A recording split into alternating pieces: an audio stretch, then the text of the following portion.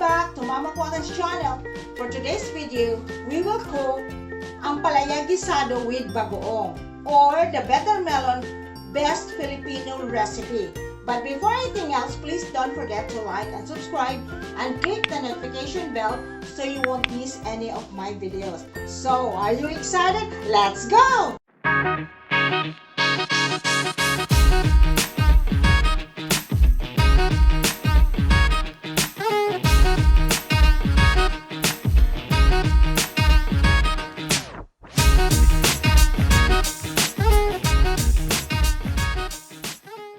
Okay, we're now ready to cook our Ampalaya with Bagoong, or the Bittermelon best Filipino recipe. First thing, I'll show you how to remove the bitterness of the Bittermelon. So first, I'm gonna put some salt.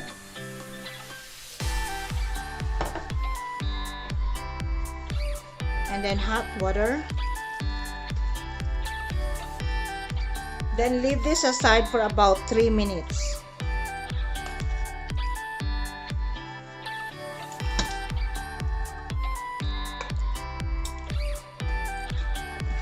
Cooking time: onions,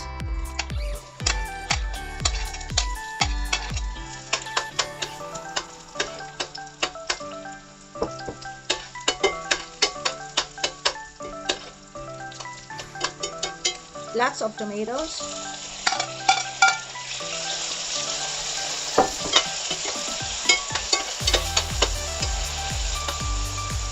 ground meat,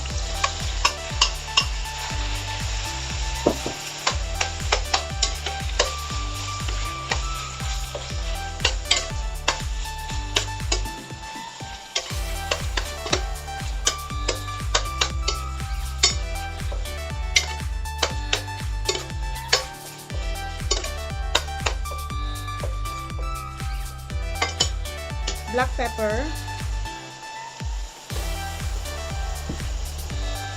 garlic powder,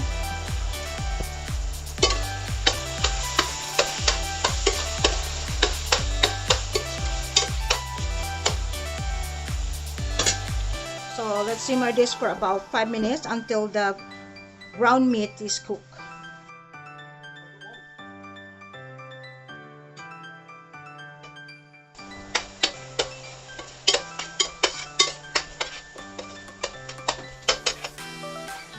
Next is the bagoong.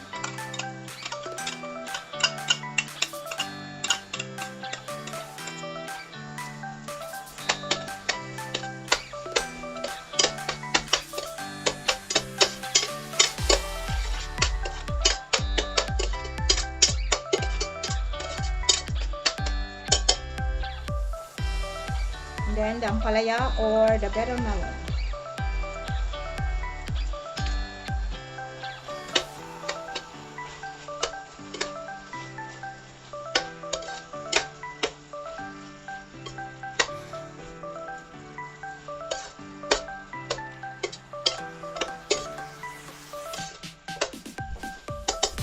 And then put more black pepper,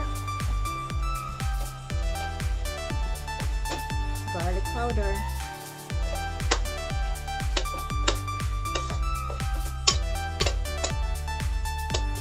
simmer for about 3 minutes. And lastly, I have here 6 pieces of eggs.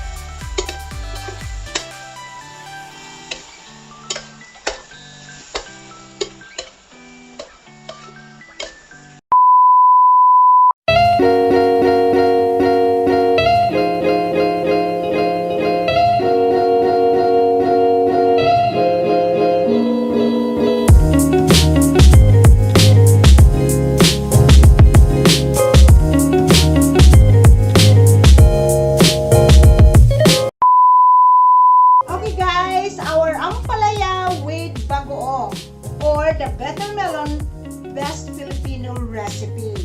Ta-da! So now is the tasting time.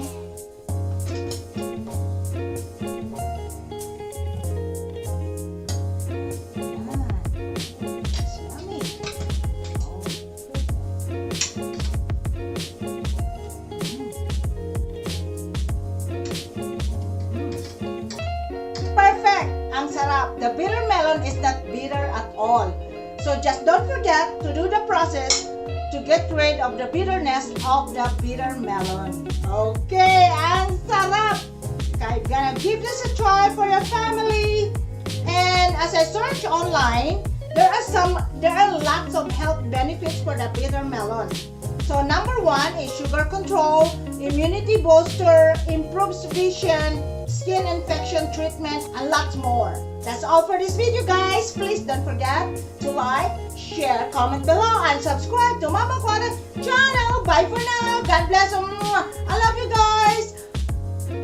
Bittermelon Best Filipino Recipe, Ampalaya with Bagoong.